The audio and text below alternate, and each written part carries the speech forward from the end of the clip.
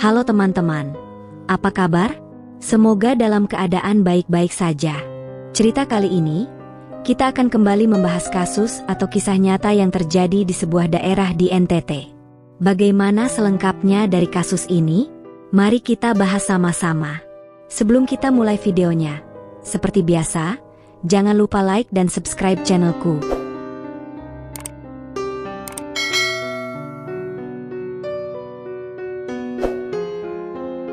Berawal dari di sebuah daerah kota Kupang, Nusa Tenggara Timur, NTT, ada sepasang suami istri. Sang suami, Bribka Yanuarius Tahu, umur 32 tahun, dan sang istri bernama Justina Becimatilda Saleh, tinggal di Jalan Jalur 40, RT 25, RW 1, Kelurahan Sikumana, Kecamatan Maulava, Kota Kupang, Nusa Tenggara Timur, NTT. Pasangan ini sudah berumah tangga selama bertahun-tahun dan mereka telah dikaruniai 3 orang anak.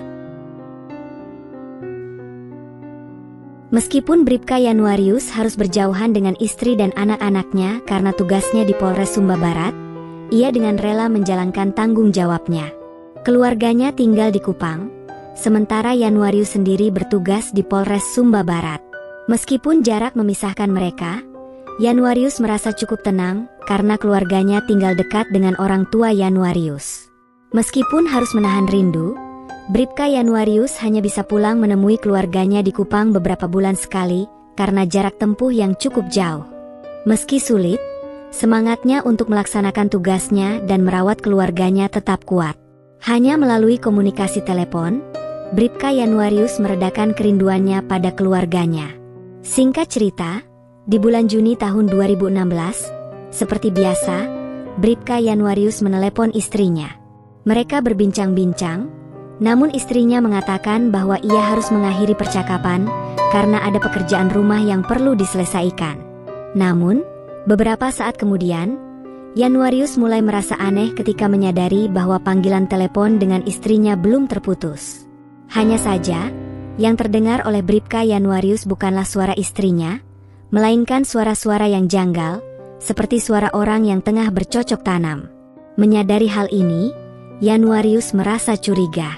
Ia bertanya-tanya apa yang sedang dilakukan oleh istrinya, hingga begitu tergesa-gesa sampai-sampai lupa mematikan sambungan telepon dengan suaminya. Kejadian ini tentu saja menimbulkan banyak tanda tanya dan kekhawatiran dalam pikiran Bribka Yanuarius. Tidak hanya sampai di situ, Yanuarius juga mulai merasa bahwa sulit untuk berbincang lama dengan istrinya ketika mereka berkomunikasi melalui telepon. Setiap kali dihubungi, Justina selalu memiliki alasan untuk mengakhiri pembicaraan. Karena terus merasa resah, akhirnya pada tanggal 24 Juli tahun 2016, Yanuarius memutuskan untuk pulang ke Kupang. Tujuannya tidak hanya untuk memenuhi rindu keluarganya, tetapi juga untuk memastikan sesuatu yang mengganggu pikirannya, yaitu kecurigaannya terhadap sang istri. Sesampainya di rumah, pada awalnya semuanya tampak seperti biasa. Justina dan anak-anaknya menyambutnya dengan sukacita seperti biasa. Namun, pada tanggal 27 Juli 2016, muncul hal yang tidak terduga. Justina mengungkapkan bahwa dirinya sedang mengandung. Kejadian ini membuat Yanuarius semakin bingung dan terkejut. Mendengar kabar tersebut, ia berpikir, mana mungkin beberapa bulan dirinya tak pulang? Katanya sambil menahan emosinya. Ia mencoba berkata, terakhir aku pulang 4 bulan lalu, mungkin jadinya belakangan, tutur Justina. Mendengar jawaban dari Justina, membuat Yanuarius semakin curiga. Pada hari itu juga, Yanuarius mengajak Justina pergi ke rumah sakit untuk memeriksa spermanya. Hasilnya menunjukkan bahwa sperma milik Yanuarius dinyatakan tidak sehat.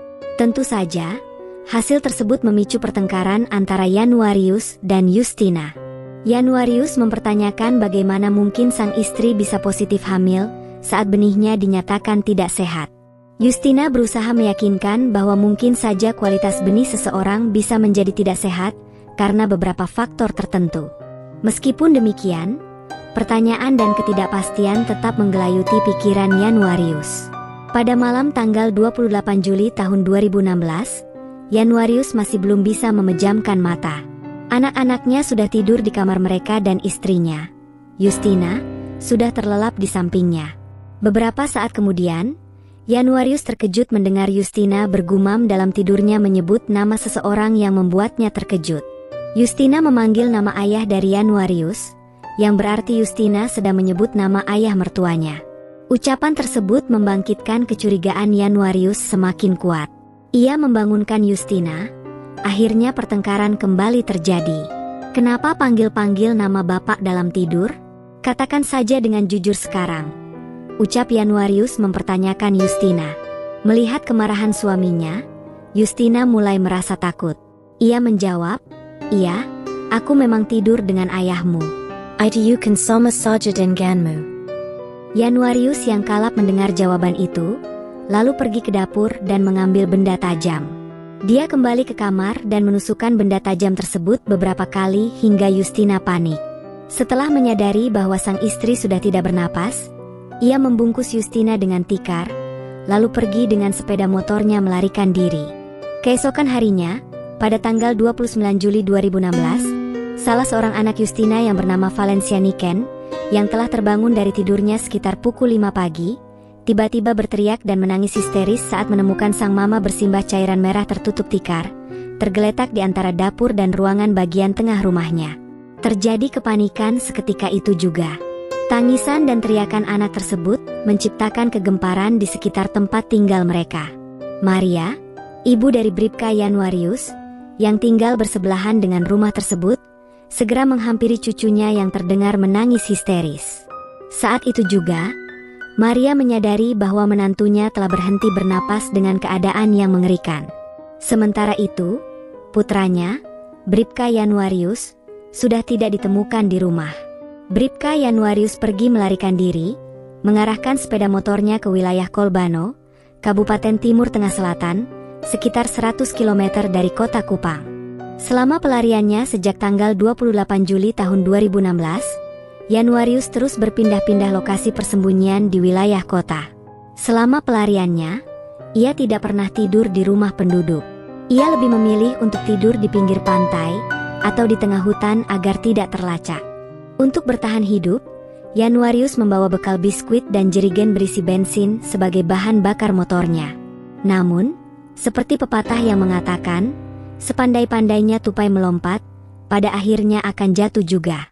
Setelah 3 minggu dalam pelariannya, Bribka Januarius tertangkap saat berada di Desa Tungsu, Kecamatan Kupang Barat, Kabupaten Kupang, pada Rabu pagi tanggal 17 Agustus tahun 2016, tepat pada hari peringatan kemerdekaan Republik Indonesia.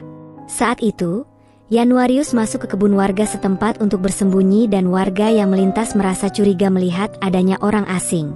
Awalnya, warga mengira bahwa Januarius hendak mencuri hasil kebun. Namun setelah diinterogasi, baru terungkap bahwa Januarius adalah anggota polisi yang terlibat dalam penghilangan nyawa terhadap istrinya sendiri di Jalur 40, Kota Kupang. Setelah Januarius mengakui identitasnya dan menangis menceritakan bahwa dirinya terlibat dalam peristiwa tragis tersebut, warga setempat melaporkannya kepada kepala dusun. Selanjutnya, kepala dusun bersama warga melaporkan kejadian ini kepada anggota Polsek Maulava. Setelah dilakukan penyelidikan oleh petugas dari Polsek Maulava, Bribka Januarius dibawa ke Polres Kupang Kota. Januarius mengakui perbuatannya kepada petugas penyidik di Polres Kupang Kota. Ia menyatakan bahwa ia menghilangkan nyawa istrinya karena merasa marah dan cemburu. Alasan utamanya adalah bahwa istrinya ternyata hamil 1 bulan, padahal Januarius sedang bertugas di Polres Sumba Barat. Lebih lanjut, Bribka Januarius mengatakan bahwa ia juga marah karena baru menyadari saat pertengkaran terjadi pada tanggal 28 Juli, bahwa istrinya memiliki hubungan dengan pria lain, yang tak lain adalah ayah dari Januarius sendiri, sesuai pengakuan Justina sebelum menghembuskan nafas terakhir. Januarius kemudian disidangkan di Pengadilan Negeri Kupang pada Senin tanggal 19 Desember tahun 2016. Dalam persidangan tersebut, jaksa menyebutkan bahwa peristiwa tersebut terjadi secara spontan karena terdakwa merasa marah dan cemburu saat mengetahui bahwa istrinya memiliki hubungan dengan ayah kandungnya hingga mengandung 1 bulan. Sebagai akibat dari perbuatannya, Bribka Januarius diberhentikan dengan tidak hormat dari institusi Polri melalui sidang kode etik. Akhirnya, Bribka Januarius diputuskan untuk menjalani hukuman 11 tahun penjara. Begitulah cerita kasus ini. Semoga kita bisa belajar dari kejadian ini. Jangan sampai hal seperti ini terjadi pada kita atau orang-orang terdekat kita. Terima kasih sudah menonton. Jangan lupa, sampai jumpa di video berikutnya.